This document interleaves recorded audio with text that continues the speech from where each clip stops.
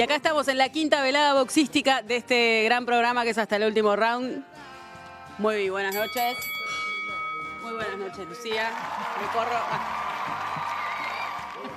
Alta foto esta. No sé, pero es alta foto. Me gusta esa foto. Un fotón. Sí. Alguien nos pidió que Alguien que toque captura de No pantalla. importa, pero podemos hacer así, ahí está. Claro. Ahí se entiende. ¿Cómo andan? Muy bien. bien. Unas semanas agitadas. Exacto. Semanas difíciles, ¿no? Y semana... Sí, venimos... A ver, ¿quién quiere alguna reflexión? Hoy... Y es como una... va de hora en hora. Antes eran días, pero ahora los días son horas. Entonces es como una hora que crees que se cae el gobierno, otra hora que crees que te caes vos misma y toda tu familia.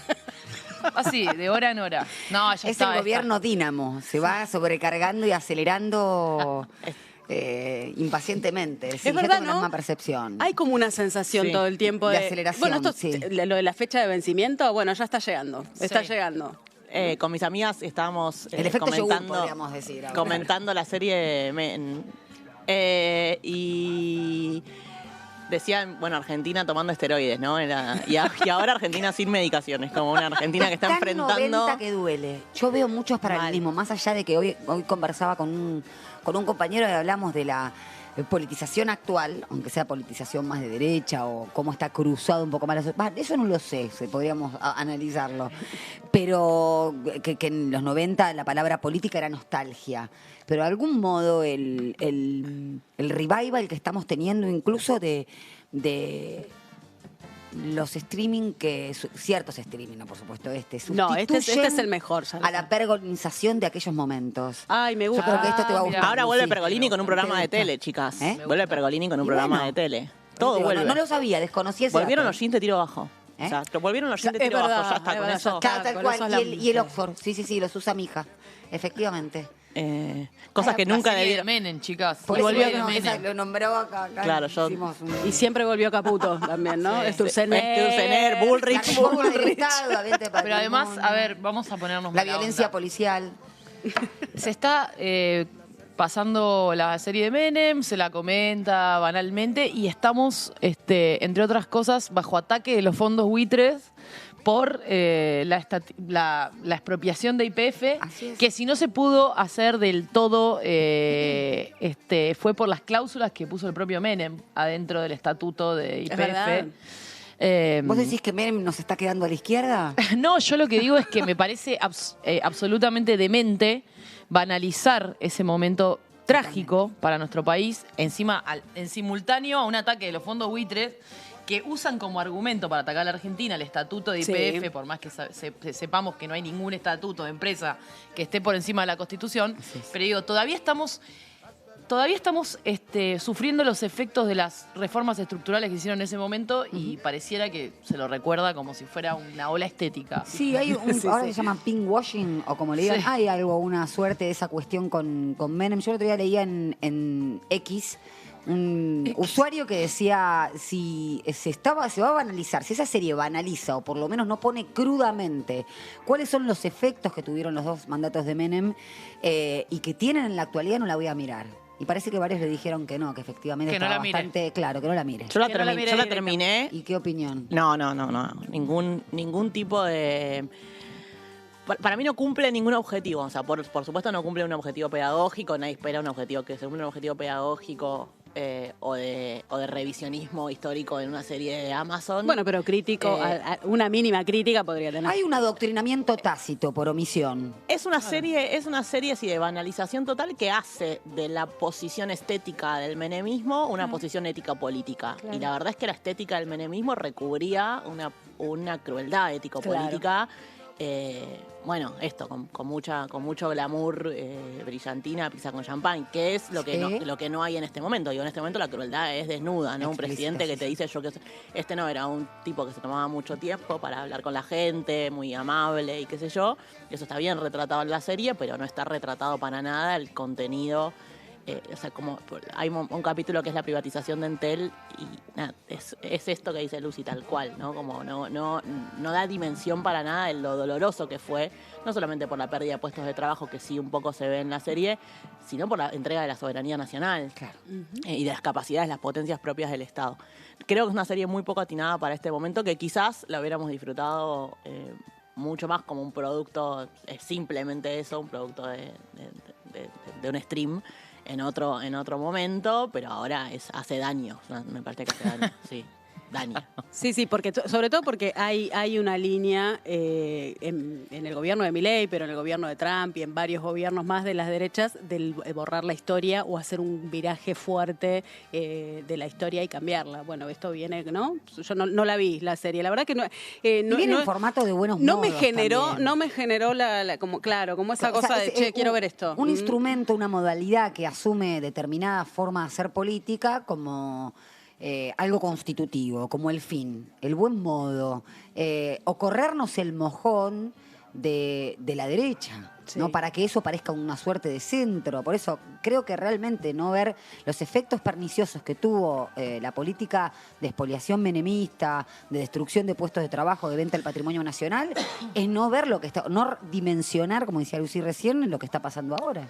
Sí, y hay algo también que es un componente muy importante del menemismo y que está totalmente soslayado, hasta incluso en nuestra propia formación militante. Digo, yo lo estoy empezando a revisar ahora como militante, yo empecé a militar en el pleno auge del kirchnerismo, entonces nuestra formación política revisa mucho la dictadura, claro, ¿no? Pero hay algo del menemismo que es la estigmatización de la pobreza y la criminalización de la protesta social, que fueron muy centrales, porque, por ejemplo, yo me acuerdo que nosotros cuando empezamos a laburar, yo soy abogada y comenzamos a laburar con algunos compañeros y compañeras, la primera tarea que había que hacer era sacarlos del veraz. Y después a muchos otros tenían causas federales, y yo recuerdo ahora con esto que nos pasa con Alexia, con Eva, que sigue en Ezeiza, ¿no? Hay que decir eso. Hoy estamos haciendo este programa, no sé, cuando se emita ya esperamos que no, pero hoy que lo estamos haciendo, Eva sigue en Ezeiza.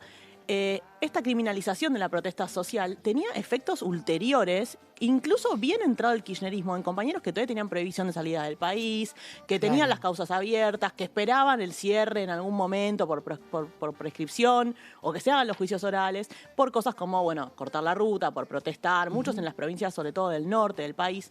Entonces, digo, esas cosas son continuidades que se marcan, y que, bueno, no solamente no están en la serie, que tampoco le podemos pedir tanto a una serie de televisión, sino que a veces no están en nuestra propia formación militante, ¿no? Sí, había una naturalización, yo que soy un poco más grande, siempre tengo el recuerdo en los 90 de salir los fines de semana y que pasara la racia. La racia no era otra cosa que el colectivo, un colectivo de línea a oscuras, lleno de canas, que yo aparte estaba en el conurbano, pero en el oeste, y se bajaban y te llevaban por lo que te llevaban y te armaban las causas que se les ocurriese, resistencia a la autoridad. Con 15, 16 años. Con 15 o 16 años te revisaban los bolsos. Digo, había una naturalización de esa violencia institucional durante los 90 que era tremenda, que después se fue desandando y fue maravilloso durante el kirchnerismo que esto empezó a estar mal visto hasta ahora.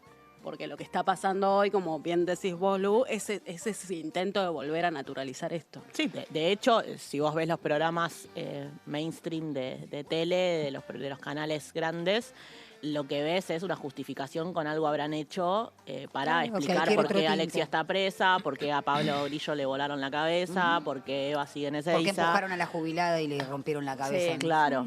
Sí, ella sola pateó un bastón, una tonfa, ¿no? Bueno, esas cuestiones también de glorificación de la policía, todo este discurso securitista, ¿no? Bueno, de la mano de Patricia Bullrich, es muy también de los 90. Entonces hay unas continuidades que son interesantes de ver, sobre todo para poder tener los anticuerpos, para darnos cuenta de cuáles son los efectos reales, como dice Lucy, ¿no? Como que vamos adentro de, cuando volvamos, como dijo Cristina, porque vamos a volver, cuáles son los efectos de los desastres que han hecho estas personas en las vidas de todos y de los militantes en particular. Desastres de los 90 que vivimos, como la deuda, por ejemplo, desastres que estamos viviendo hoy en la actualidad, y vamos un poquito también al tema que tenemos hoy. Las invito a ver un video de Néstor Kirchner, lo tenemos por ahí como disparador para este bloque que iniciamos ahora, que es deuda. Señalar que cuando una deuda adquiere tal magnitud, la responsabilidad no es solo del deudor, sino también del acreedor. Es necesario entonces que se asuma el hecho cierto, verificable y en cierta medida de sentido común de la terrible dificultad que ofrece el pago de esa deuda. Sin una concreta ayuda internacional que se encamine a permitir la reconstitución de la solvencia económica de los países endeudados y con ello su capacidad de pago, sin medidas que promuevan su crecimiento y desarrollo sustentable, favoreciendo concretamente su acceso a los mercados y el crecimiento de sus exportaciones, el pago de la deuda se torna una verdadera quimera. En el desarrollo de exportaciones con valor agregado a los recursos naturales que la mayoría de los países endeudados poseen, pueden solventarse los primeros tramos del desarrollo sustentable, sin el cual sus acreedores deberán asumir sus quebrantos sin otra opción realista. Nunca se supo de nadie que pudiera cobrar deuda alguna de los que están muertos. Bueno, los muertos no pagan. Esto decía Néstor Kirchner, algo parecido a como, ¿no? Lo que estamos viviendo nosotros y nosotras en este momento en términos de deuda externa. No sé, ahí yo dejo ese video y a ver quién quiere arrancar, recoger el guante. Y... Este es el tema de Lucy. Sí. Yo iba a decir, recomiendo fuertemente el libro de Lucy Caballero. Muy y bien. Verónica Gago, Una perspectiva feminista de la deuda, ¿está bien? Sí, sí, sí. Porque hace un corte interseccional, no solamente habla de los feminismos, pero sino cómo la deuda se vuelve una consolidación de cierta subjetividad, de dominación, de violencia financiera y machista. No, impecable. Así que te dejo tu tema. No, sí, más que mi tema es una obsesión y creo que hoy se transformó, bueno, Cristina lo viene diciendo en cada intervención, por audio de Spotify, libro, todos los medios, de todas las formas que pueden, que es el tema que tenemos que estar discutiendo. Sí. Lamentablemente muchos y muchas de nosotras lo decíamos también en el gobierno anterior, ¿no? De que era el tema de discusión, que sin tomarse en serio y a fondo eso como tarea militante, como tarea de todos los días, la discusión sobre los efectos del endeudamiento, de lograr y legitimar la deuda desde la discusión política, organizar una confrontación real con el poder financiero, no hay salida para nuestro país. No hay ninguna posibilidad de volver realmente sin discutir la deuda, ¿no? Y ahí me parece que Néstor Kirchner obviamente ponía blanco sobre negro sobre lo que siempre se habló abiertamente de los efectos de la deuda externa. Me parece que eso fue la primer virtud que tuvieron esos gobiernos, ¿no? Se marcó claramente el antagonismo, se le dijo bien claro a la gente, ¿no? No se puede crecer, no se puede mejorar la calidad de vida de la gente sin hablar de la deuda, sin confrontar la deuda, sin sacarnos de encima del Fondo Monetario. Eso creo que formó generaciones, por lo menos la nuestra, en entender que ahí había un enemigo. Pero hoy me parece que estamos además como en una etapa superior, ¿no? De esta dominación financiera. Me llamó mucho la atención la mención de Cristina en el Parque Lezama, en su discurso, que hizo esta relación que, bueno, lo que contaba Nati, que es algo que venimos trabajando desde los feminismos, que es haciendo investigación con las compañeras, desde que está el Fondo Monetario, bueno, miles de instancias de organización empezamos a ver que el Fondo Monetario lo primero que hace es hacer que caigan los ingresos populares, ya sean de programas sociales, como de salario público, como de salario de los trabajadores, del ámbito privado. Digo, es una garrapata y es una aspiradora de ingresos populares el Fondo Monetario. Necesita sistemáticamente que caigan los ingresos para poder destinar cada vez más dinero al pago de intereses de la deuda. Bueno, en el 2018 vos vas a ver que empiezan a caer los ingresos populares y que a una parte muy grande de la población lo empieza a completar con endeudamiento de las familias. Es decir, no como una opción, no para festejar un cumpleaños, no para irse de viaje, sino el endeudamiento como un mandato para poder llegar a fin de mes. Y eso está llegando a niveles que empezaron con el macrismo se empezó a extender, o sea, los sectores populares se endeudaron sistemáticamente durante el macrismo, insisto, no como una opción, sino cambia cualitativamente el destino de la deuda. Claro. Eso es lo que hay que entender. No es una deuda para comprar un televisor, no es una deuda para festejar un cumple de 15, sino que es una deuda para acceder a medicamentos. Una deuda que aparte se renueva mes a mes. Sí, deuda para vivir. Entonces, la deuda para vivir es como convivir con el Fondo Monetario dentro de tu casa, ¿no? Es la espada de Damocles. Exactamente. Claro. Y eso ahora está llegando a niveles del 90%, 80% de la población. Eso es lo que se dijo en el Parque Lezama. Cómo esa dominación financiera no es solamente del Estado, sino que cuando el Estado asume esta motosierra, la contracara de la motosierra es el endeudamiento de las familias. Es decir, es una forma de amortizar el ajuste perpetuo. Si hay posibilidades de sostener todavía el ajuste perpetuo es porque las personas están amortizando con deuda ese ajuste. El problema es que ya crecen los índices de mora, por lo tanto, esto va a tener un límite. Demora de todo, ¿no? De tarjetas de crédito, préstamos, claro, y después, es cada vez peor. El otro punto, y con esto cierro, por lo menos por ahora, el efecto político que tiene endeudarse. ¿Cuál es el efecto político? Que un plan de ajuste, que es una decisión política, en connivencia con el Fondo Monetario Internacional, con los fondos de inversión, se termina asumiendo como un problema individual. La deuda individualiza. Esa es la diferencia con el 2001, por ejemplo. En el 2001 no había un sistema de endeudamiento por abajo tan extendido. Por lo tanto, la escasez en ese momento se elaboraba y se procesaba de otra manera. Hoy vos tenés a mano un montón de instrumentos financieros que van desde las billeteras virtuales hasta las empresas, hasta las financieras, pasando por los prestamistas, por los transas en los barrios, que son los únicos que tienen liquidez, que te ofrecen formas de individualizar y de asumir individualmente los costos del ajuste. Después nos preguntamos por qué no estalla. Y porque se amortiza, se aplazan los efectos del ajuste en el tiempo de manera individualizante. No necesitas organizarte con otros porque tenés una billetera virtual con la cual aplazás los costos de ese ajuste. Entonces es un problema político. Sí, y además es un problema también de deterioro de los vínculos comunitarios porque es culpabilizante, ¿no? O sea, pareciera ser que la persona que está haciendo todo mal, o sea, mientras el pibe que supuestamente salió de un barrio igual al mío, con las mismas oportunidades, entre comillas, que yo, ya se compró 2 Lamborghini vendiendo cursos en TikTok, ¿no? Que esa es como la forma que asume hoy por hoy el discurso meritócrata, que es un discurso meritócrata donde ya ni siquiera hay trabajo, ¿no? Es un discurso meritócrata donde ni siquiera hay trabajo, hay como solamente una especie de inteligencia, viveza, perspicacia, hasta te diría yo, guachada a la hora de hacer ciertos negocios, ¿no?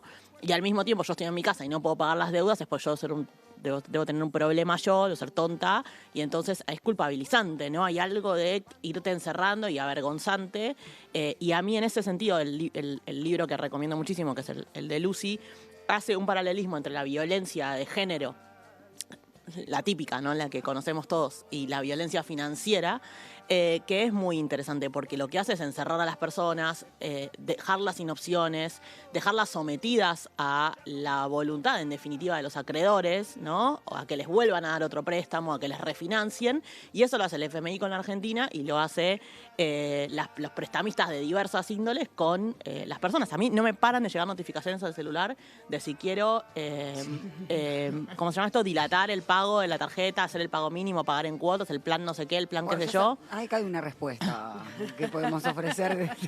Claro, bueno, pero yo, qué sé yo, todavía no me ha tocado porque soy soltera, porque tomé algunas decisiones vitales y porque también vengo de una familia, la verdad, con algunos privilegios en términos económicos.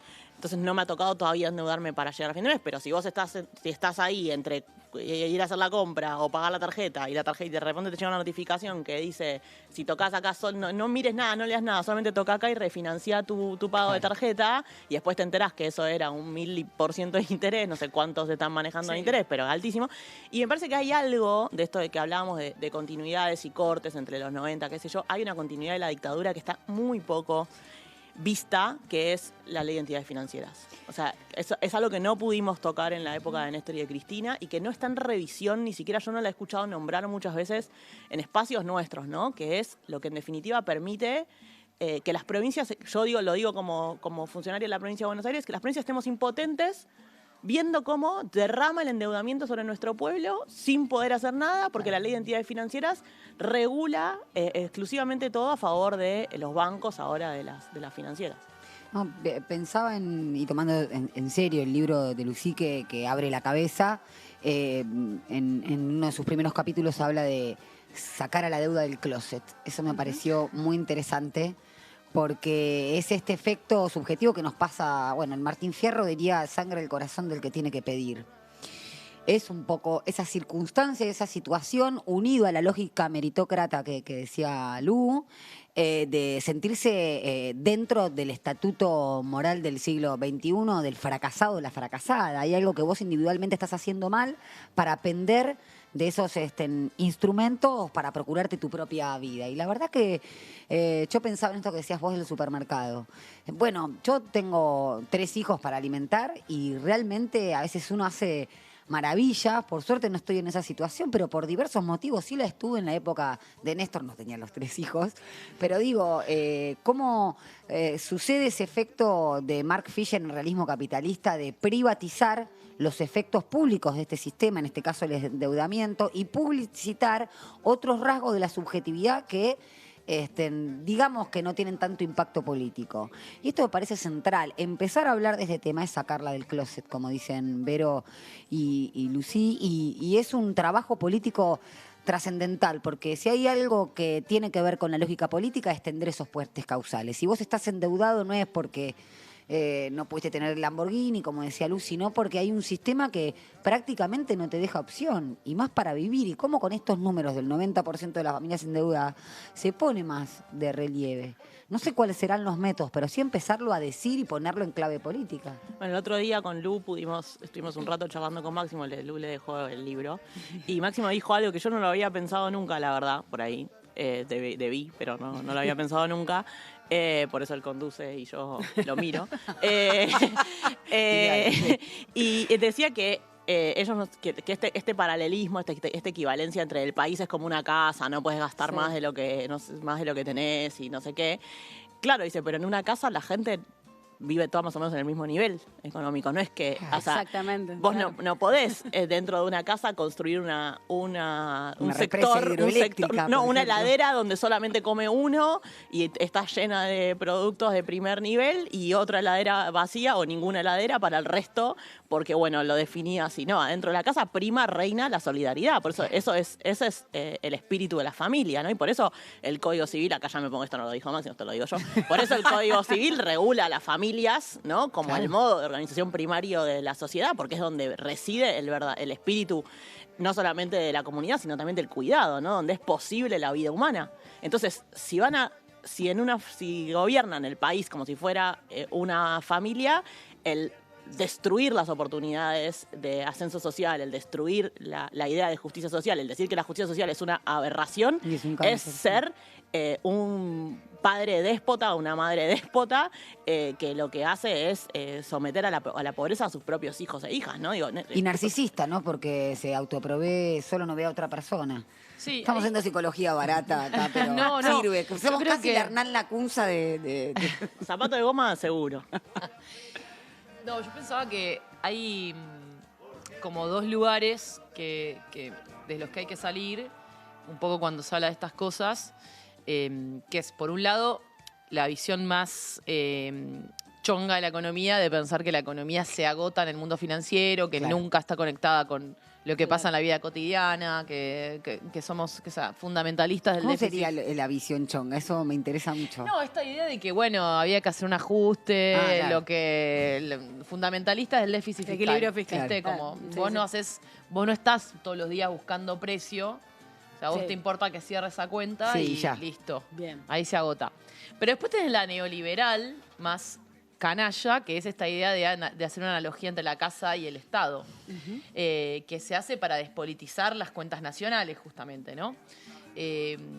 Pero me parece que hay una tercera posición, valga el lugar en lo que estamos diciendo, que es un poco la que propone el libro, pero también la que propone el feminismo, que es trazar una relación, una correa de transmisión y una forma de analizar políticamente lo que pasa en la macro con lo que pasa en la vida cotidiana. Pero no significa homologar esos dos espacios, sino buscar trazar las relaciones. Por eso la importancia de vincular los efectos de los planes de ajuste de la deuda externa con la deuda que aparece en las casas, ¿no? No, pero igual si hubiera esa correlación, digo, incluso si hubiera esa correlación casi lineal entre lo público y lo doméstico, que también sabemos que es político, digo, porque también ahí los feminismos venimos a poner una lupa, incluso si hubiera esa correlación, entonces la justicia social debería ser la premisa. Porque si no, que estamos pensando en familias que se organizan injustamente, o sea, donde hay habitantes de la casa de primera y habitantes de la casa de segunda. O sea, realmente el discurso neoliberal de la crueldad, llevado a la vida cotidiana, hace imposible la vida humana. O sea, hay algo de la sostenibilidad de la vida humana que es imposible cuando se aplica ese discurso a fondo. Entonces, si vos están haciendo una propuesta que es inviable para la sostenibilidad de la raza humana, bueno, entonces no puede ser una propuesta política para gobernar una nación, porque es incompatible que los humanos te voten una propuesta que va en contra de la raza, de sostenimiento de la raza humana. Hay un mosquito. Vamos llegando al último tramo de este programa. Las invito a ver un video, porque cuando nos juntamos así las 4, primero necesitamos más tiempo, vamos a decirlo así. Necesitamos más tiempo. Cuando nos juntamos así las 4 se llama Subí la guardia. Más tiempo. Subí la guardia. Los voy a invitar a ver un video de Castro, que es un boxeador argentino, interesante como disparador. ¿De qué año es? Más o menos, pero no es de ahora. No. ¿De locomotora? Sí. Ahí está, diciembre 94. Está andando duro, ¿eh? Casi perdida, ¿eh? He's really looking at that eye now. You know, you got to think about stopping a fight like this. It's a one-way route going on here. Well, John David Jackson, who's also a part-time model and has his eye on a broadcasting career, it's a good thing. Castro. Me duele la cabeza de verlo. Así me dejó el voto. ¿Viste que te duele por ahí? Sí.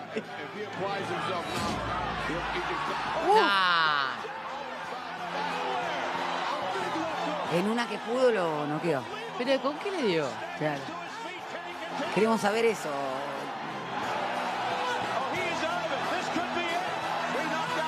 No, inesperado. Inesperado. Bueno, ¿cómo se llama esto, chicas? Lo que a mí me dispara, cabeza, corazón y coraje. Lo que hace Ronia Castro es aguanta las piñas porque claramente no tiene más aire y está muy golpeado y lo espera y con el mismo envión le mete un upper que es a la pera y lo tira, un solo golpe, lo espera y donde ve que se descubre le pega. Tipo Néstor en el... pera puede ser nuestra propia bandera. Tipo Néstor en el 2006. Tipo Néstor en el 2006. Y ahí me parece interesante porque hay un informe de la Escuela Justicialista, ahora en esto de la Escuela de Boxeo. Hacían informes sobre la deuda, hacíamos todo ahí. No, en esto de Subí la guardia, que tiene que ver con también la deuda ilegítima. Y desde el propio organismo, una deuda que viola absolutamente su estatuto en términos de cuánto es la cuota, ¿no? Que Argentina como país miembro de ese 430%, ¿no? Que es debiera ser lo que nos podrían haber prestado de la cuota que nosotros tenemos y que claramente la deuda que tenemos excede en una barbaridad que es tremenda. Bueno, el país más endeudado del mundo. Claro, empezar a pensar esto. Bueno, somos el país. ¿De quién es la responsabilidad? Bueno, además de los propios, de los ajenos, y empezar a ver cómo planteamos en esto de subir la guardia una estrategia en ese sentido también, ¿no? Sí, se está discutiendo una de las estrategias posibles que es, esta que vos decís, ¿no? De que solamente Argentina reconozca lo que le correspondía por la cuota que aporta en el Fondo Monetario. ¿Qué es lo que hace Néstor, no? Si no me equivoco, hace eso. Néstor creo que es el 330-350% de esa cuota, lo que él paga. Dice, bueno, nosotros pagamos hasta acá. Sí. O sea, esto es lo legítimo, lo otro, qué sé yo. En realidad eso lo hace con los acreedores, con los acreedores privados, no con el FMI. Con el FMI le reconoce toda la deuda. Pero bueno, esta situación es mucho peor que la de esa. Y me parece diverso. que muy saludable que se empiezan a discutir alternativas, pero obviamente que no se piense como... Vamos a necesitar argumentos técnicos, pero vamos a necesitar involucrar muchas personas en esta discusión, porque si no es imposible. No se va a llegar... Esto me interesa apostar. Un activismo muy fuerte o una militancia muy fuerte contra la deuda. O sea, necesitamos muchas personas hablando de este tema y dispuestas a movilizarse, porque lo que viene no va a ser una solución técnica. No, sin duda.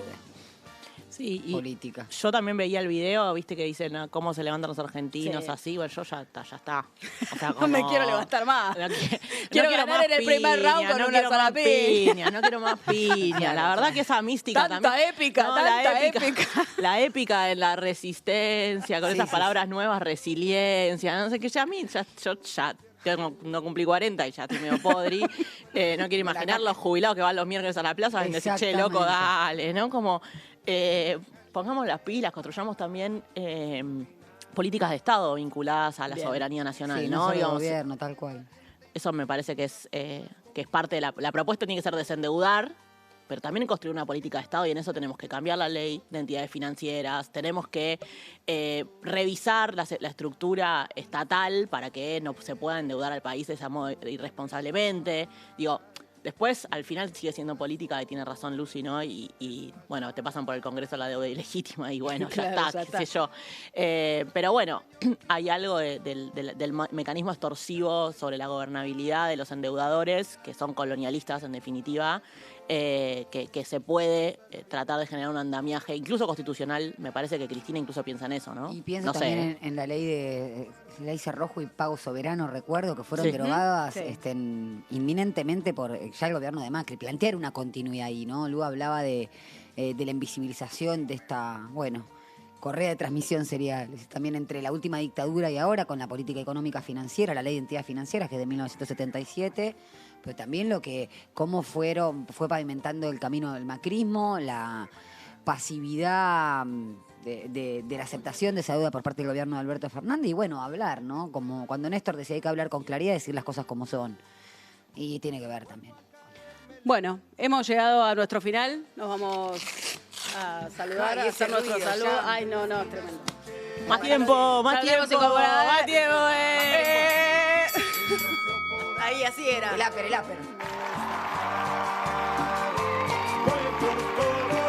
Dejo atrás mis sueños, piso